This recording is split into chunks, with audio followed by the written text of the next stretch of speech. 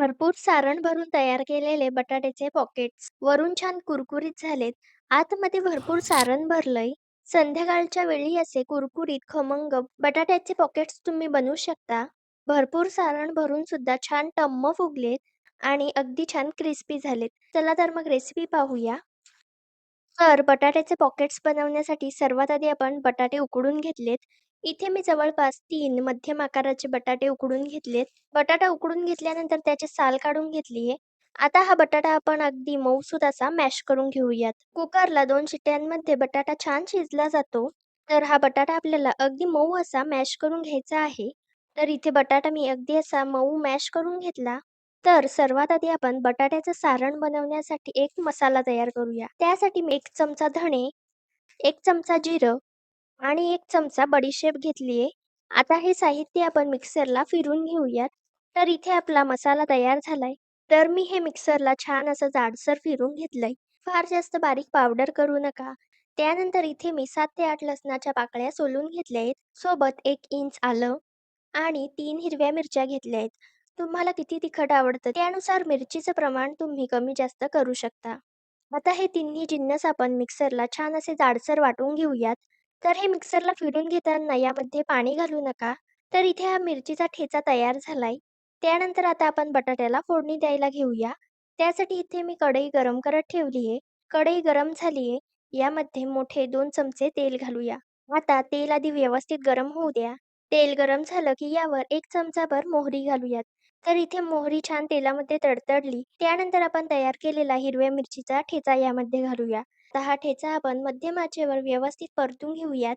तर जवळपास 1 मिनिटभर हा ठेचा मी परतून घेतलाय. त्यानंतर आता आपण तयार केलेला मसाला यामध्ये घालूयात. हा मसाला सुद्धा मध्यम आचेवर परतून घेऊयात. तर हा मसाला थोडासा सोनेरी रंगावर आला की त्यानंतर यामध्ये चवीनुसार मीठ घालूया. अर्धा चमचा हळद, मीठ व हळद व्यवस्थित आपण फोडणीमध्ये मिक्स करून घेऊयात. हे मिक्स करून झाल्यानंतर आता आपण यामध्ये मॅश करून घेतलेला बटाटा घालूयात. त्यानंतर यावर 1 चमचाभर गरम मसाला घालूया. सोबत यावर 2 चमचे चिंचेची चटणी घालूयात. त्यानंतर आता हा बटाटा आपण फोडणीमध्ये व्यवस्थित मिक्स करून घेऊयात. सर्व साहित्य व्यवस्थित मिक्स करून घेऊयात. तर हे सर्व आपल्याला मध्यम आचेवर करायचं आहे. त्यानंतर आता यावर झाकण ठेवूयात आणि जवळपास 2 ते 3 मिनिटांसाठी एक वाफ काढून घेऊयात. जवळपास 3 मिनिटांनंतर झाकण उघडूयात. एकदा बटाटा व्यवस्थित मिक्स करून घेऊया. त्यानंतर यावर बारीक चिरलेली कोथिंबीर घालूया. जवळपास मूठभर बारीक चिरलेली कोथिंबीर घातली. आता ही कोथिंबीर आपण बटाट्यामध्ये व्यवस्थित मिक्स करून घेऊयात. अशा पद्धतीने बटाट्याचे पॉकेट्स बनवण्याचं सारण तयार झालंय. त्यानंतर इथे मी 1 कप मैदा घेतलाय. मैदा आधी मी चाळून घेतला. सोबत यामध्ये 1 चमचाभर ओवा घालूयात. ओवा अशा पद्धतीने हातावर चोळून घालूयात.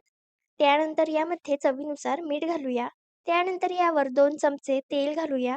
त्यानंतर हे साहित्य आपण मिक्स करून घेऊयात. मिक्स करून झाल्यानंतर यामध्ये थोडं-थोडं करत पाणी घालूया आणि अगदी छान असं मऊ हे पीठ मळून घेऊयात. पीठ मळताना ते जास्त घट्ट करू नका. छान असं मऊसूत पीठ मळून घ्या. तुम्हाला जर मैद्याचे पॉकेट्स बनवायचे नसतील, तर तुम्ही इथे 1 कप गव्हाचं पीठ सुद्धा वापरू शकता. तर इथे मी मऊ अशी ही कणिक मळून घेतलीये. आता यावर आपण झाकण ठेवूयात. तर ही कणिक मळण्यासाठी मला जवळपास अर्धा ग्लासभर पाणी लागलं. आता यावर झाकण ठेवूया आणि जवळपास 10 मिनिटांसाठी हे पीठ असंच ठेवून देऊया. यामध्ये 2 चमचे तेल घालूयात. मध्ये 2 चमचे कॉर्नफ्लोअर घेतलंय. कॉर्नफ्लोअर व्यवस्थित मिक्स करून घेऊयात. अशा पद्धतीने आपली ही कॉर्नफ्लोअरची स्लरी तयार झालीये. तर इथे 10 मिनिट झालेली आहेत. पीठ पुन्हा एकदा छान मळून घेऊयात. त्यानंतर आता आपण यामधून एक गोळा घेऊयात. हा पिठाचा गोळा व्यवस्थित मळून घेऊयात. मळून घेतल्यानंतर आता आपण याची छान अशी पोळी लाटून घेऊयात. शक्य होईल तितकी पातळ पोळी लाटून घ्या. जेवढी आपण ही पोळी पातळ लाटू, तेवढेच आपले बटाट्याचे पॉकेट्स छान कुरकुरीत होतात. पोळी लाटताना तुम्ही यावर थोडंसं पीठ भुरभुरू शकता. अशा पद्धतीने इथे मी ही पोळी लाटून घेतलीये. तर अगदी पातळ अशी ही पोळी लाटून घेतली. त्यानंतर आपण तयार केलेलं कॉर्नफ्लोअरचं मिश्रण यावर जवळपास 1 चमचाभर घाला. आता हे मिश्रण व्यवस्थित पोळीवर पसरवून घेऊयात. पसरवून घेतल्यानंतर यावर मैदा भुरभुरू. आता यावर अगदी पातळ लाटलेली दुसरी पोळी ठेवूया. यावर आपण पुन्हा अर्धा चमचा कॉर्नफ्लोअरचं मिश्रण घालूयात. हे मिश्रण व्यवस्थित पसरवून घेऊयात.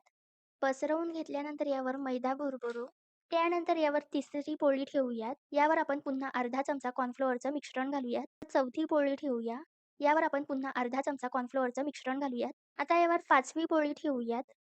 पुन्हा आपण ही पोळी आता लाटून घेऊयात. त्यानंतर भरपूर मोठी अशी ही पोळी लाटून घेतली. आता आपल्याला ही चौकोनी आकारामध्ये कट करून घ्यायची आहे.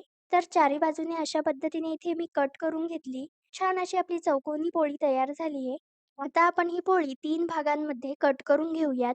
तर आपण ही उभी 3 भागांमध्ये कट करून घेतली. अशाच पद्धतीने आडवी पोळीसुद्धा आपण 3 भागांमध्ये कट करून घेऊया. तर या एक पोळीपासून आपले 9 पॉकेट्स तयार होतात.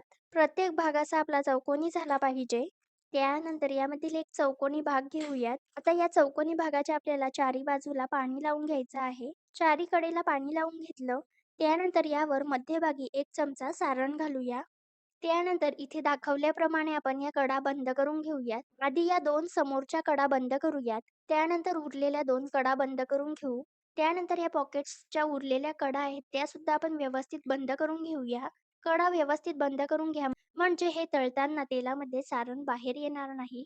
तर अशा पद्धतीने हा पॉकेट्स व्यवस्थित बंद करून घेतला. आणखी एक पॉकेट बनवूया. या पट्टीच्या चारी कडांना आधी व्यवस्थित पाणी लावून घेऊया म्हणजे त्या एकमेकांना छान चिकटल्या जातात. मध्यभागी 1 चमचाभर सारण भरूया. त्यानंतर समोरील 2 टोक घेऊया. अशा पद्धतीने आपण ते बंद करून घेऊ. उरलेले 2 टोक सुद्धा बंद करून घेऊया. त्यानंतर उरलेल्या 4 कडा आहेत त्या सुद्धा आपण व्यवस्थित बंद करून घेऊया. अशा पद्धतीने आपला बटाट्याचे पॉकेट्स तयार होतात. उरलेल्या मिश्रणापासून सुद्धा अशाच पद्धतीने बटाटा पॉकेट्स बनवून घेऊया. तर इथे मी सर्व मिश्रणापासून बटाटा पॉकेट्स बनवून घेतले. आता हे पॉकेट्स आपण तळून घेऊयात. पॉकेट्स तळण्यासाठी इथे मी तेल गरम करत ठेवलंय. तेल आधी व्यवस्थित गरम होऊ द्या.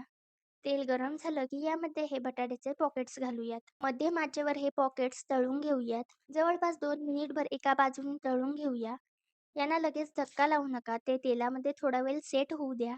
2 मिनिटांनंतर हे पलटून घेऊया व दुसऱ्या बाजूने सुद्धा तळून घेऊयात. छान असे लेयर्स सुटतायत. छान टम्म फुगलेत. दोन्ही बाजूंनी व्यवस्थित तळून घेऊयात. जवळपास 5 ते 6 मिनिट दोन्ही बाजूंनी व्यवस्थित तळून घेतले. अशा रंगावर आले की काढून घेऊयात. याच पद्धतीने उरलेले सर्व बटाट्याचे पॉकेट्स आपण तळून घेऊयात.